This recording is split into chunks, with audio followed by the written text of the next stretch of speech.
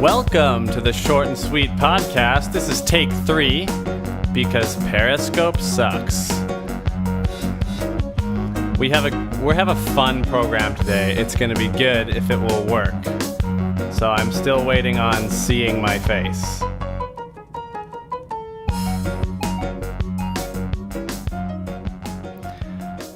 And if you did not watch the presidential debate last night, you missed a good one. There was an epic thug life moment between Donald Trump and Hillary Clinton, and I have it here for you to listen to. So let's do that.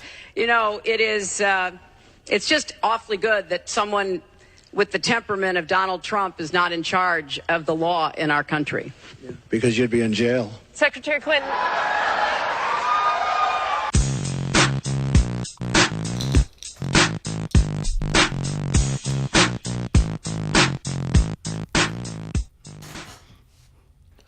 Donald Trump sucks, but he is savage in a cage match, in a debate cage match. So that was gold. And as you can see, 'tis the season to wear scarves in your house because it is fall in Canada, which means it is getting cold. Today, we're going to talk about immigration, but we're not going to, like I said last time, because I planned to talk about it last time, we're not going to really touch the political aspect of it. We're just going to stick kind of the humanitarian point of view, and you'll understand when we get to that. And after that, we're going to talk about kind of the human dignity and the dignity of animals, the difference between us. This is a topic that I find really interesting because it's interesting to look at the difference between the soul of a human and the soul of an animal. So we'll talk about that, and as usual, we're going to have some music. It's going to be fun. Let's do this. So immigration. Recently I met a guy. Let me know anyone who's oh, no one's watching me on Periscope right now. How sad. But if you're watching later on YouTube or on SoundCloud, I would love to know. Oh, we've gotten some people joining. So for the people just joining, we're talking about immigration. Let me know, have you ever met someone who has been in North Korea? Because I did the other day, which is awesome. It's like getting to talk to someone from an almost extinct race or something. The guy was not North Korean, he's Chinese, but he had the opportunity to work in North Korea. And so I'm a fan of this organization called Liberty in North Korea. And what they do is they locate people who have escaped from North Korea. If you don't know about North Korea, basically it's one of the worst places to live. You can be thrown in concentration camps in that country. For very, very slight political crimes. And people are starving, there's not enough food, they have like no economy, so it's bad news there. So people try to escape, and this organization, Liberty in North Korea, or LINK for short, they find people who have escaped and they help get them to sanctuary countries, because most often they escape into China, but they're not safe in China because the Chinese government often repatriates them into North Korea, and then they're either executed or imprisoned along with their whole families. Someone on Periscope says, and if they leave, they can't come back. Yes, like some people cross the border into China and go back, and they try to get money from China and or resources from China, but it's really sketch. And if you get caught, it's not just you that goes to jail; they jail your whole family. So this is where the tricky part comes in, because I was telling the guy I met about this organization, and he actually has a little bit of beef with that process, because essentially, if you create a way to make it easy for people to make it easier, and to provide incentive for people to leave North Korea, then they will leave at the expense of their families, who could be thrown in jail for the fact that a relative defected. So that means if I was a North Korean and I decided this life sucks, I'm going to live a better life, and I escape, I may be sacrificing my family because they will be put in jail for my crime.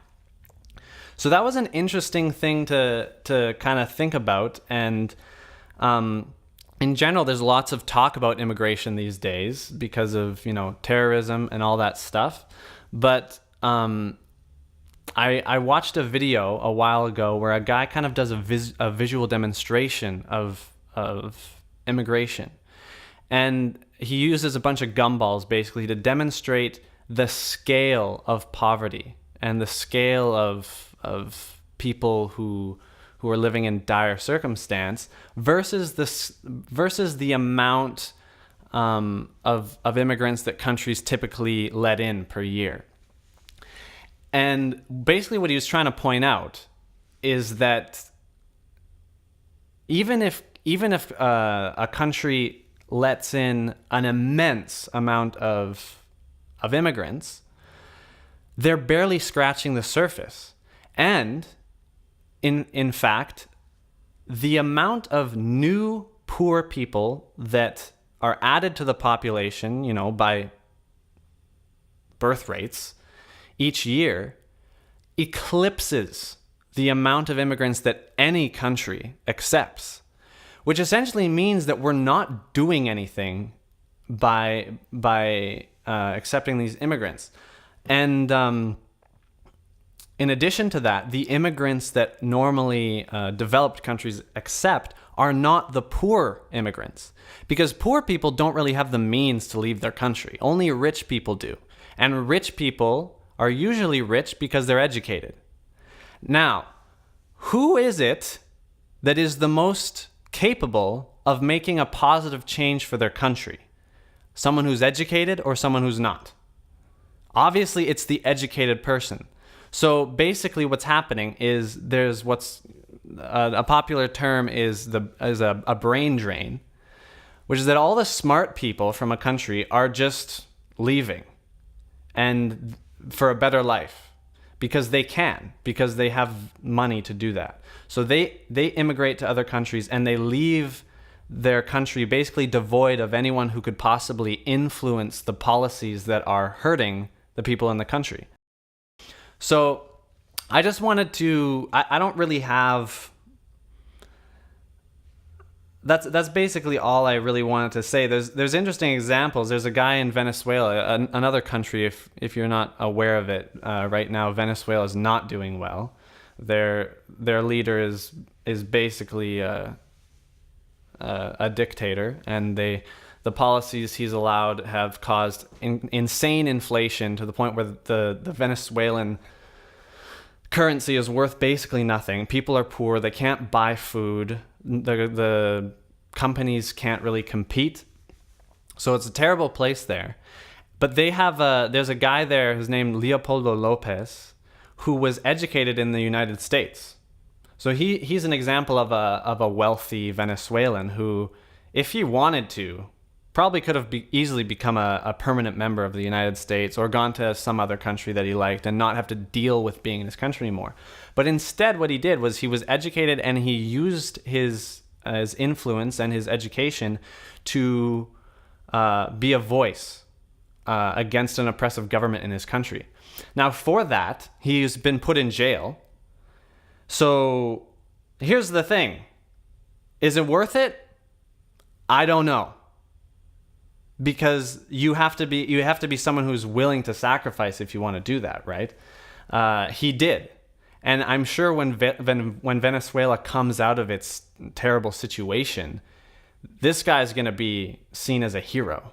Like, they're probably going to make statues of him and everything because he really sacrificed for his people. He gave up a high standard of living, and now he's in jail in Venezuela, I think. He's in jail somewhere as a political prisoner. And then you have Miss Universe, who Donald Trump is apparently called Miss Piggy. Also a very wealthy person. But what does she do? She is now, according to Hillary Clinton, I didn't really fact check this, but I'm assuming she's right because she always tells the truth, Hillary. She said that the former Miss Universe, what's her name? I don't know. I didn't write it down. But she's apparently an American citizen. So she is living the good life in America with all her Miss Universe money, and she got out of Venezuela. She probably could influence her country, but she opted out of that. Now, I'm not saying that because of that she's a coward. It's not really as easy as... It's not as simple as that. There's a lot of... Like, who can blame someone who doesn't want to live in a terrible country, right? But all that to say that there are people who will stay for the sake of their country, even though they could live a better life elsewhere. And then there's people who decide to leave. But I think it's important to think about just that phenomenon of how it's really the wealthy people that are the ones that are able to leave their countries, and they leave their country kind of destitute by doing that because it's only poorly educated people who are left, and they don't have the means to stand up against their government. So that's all I want to say about that heavy topic, you know? If you're just joining us, we talked about immigration. Now there's going to be music, so don't go anywhere. And this will be up on SoundCloud later if you want to listen to what you missed. I love to hear your comments. Tweet me if you have any opinions on what we just discussed. And let's have some fun. Let's make some music.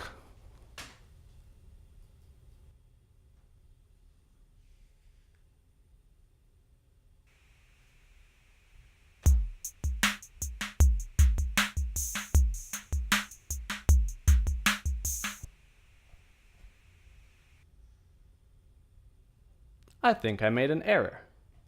Let's do that again.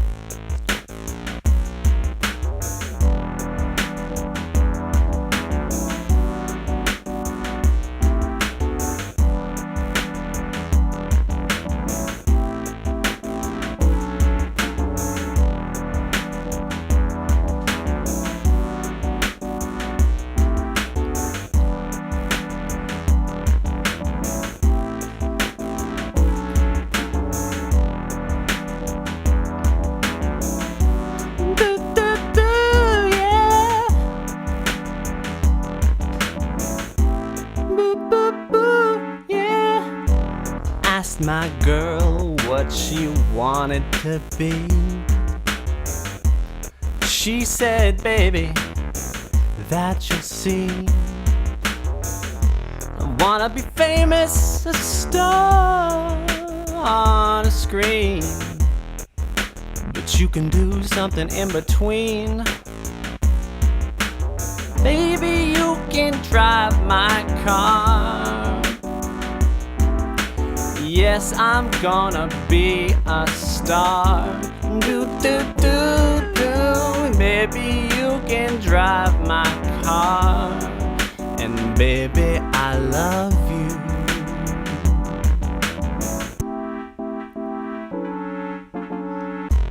Asked that girl that my prospects were good.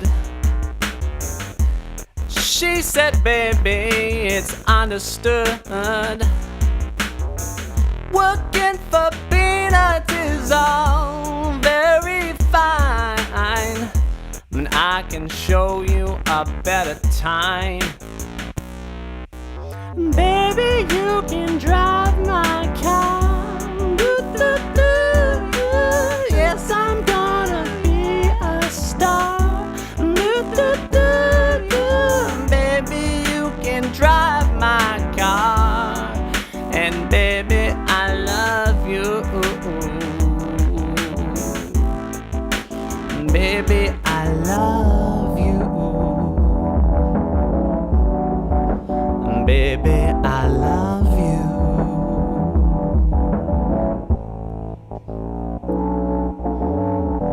Told that girl that my prospects were good. She said, baby, I got something to say. I got no car, and it's breaking my heart. I got a driver, and that's a start. Baby, you can drive my car. Yes, I'm gonna be a star. Baby, you can drive my car. And baby, I love you, yeah, yeah, baby, I love you, yeah, yeah, baby, I love you, you can drive my car. Yes, I'm gonna be a star. Baby, you can drive my car. And baby, I love you. Baby, I love you. Baby, I love you. Baby, I love you.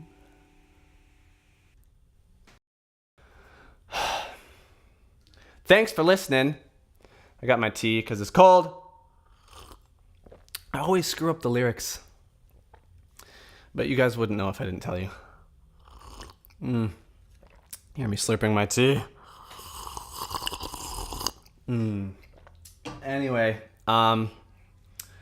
so that was obviously by the Beatles, but the version I kind of based it off of is actually from this a cappella band called Cadence from Canada.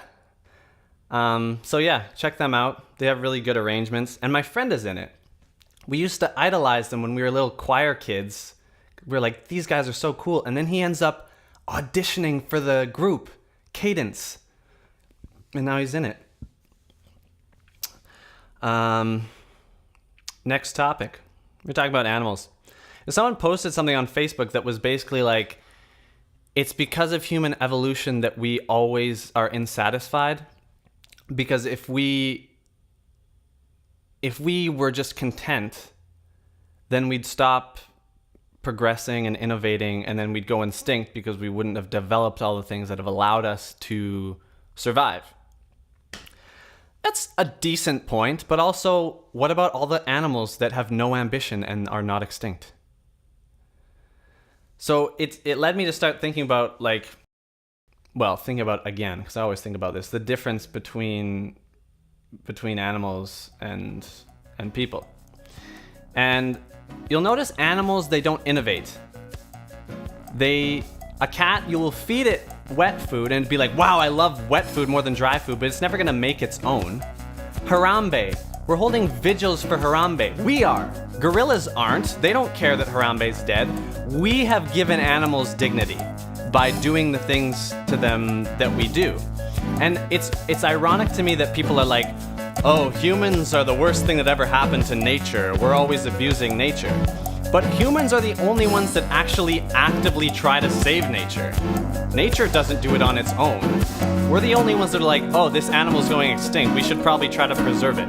So the only reason animals have dignity is because we give them dignity, because they don't notice it on their own. Dolphins don't say about whales, what a beautiful species. They can't. Species. That's all. That's all for today. Have a good one. See you next week.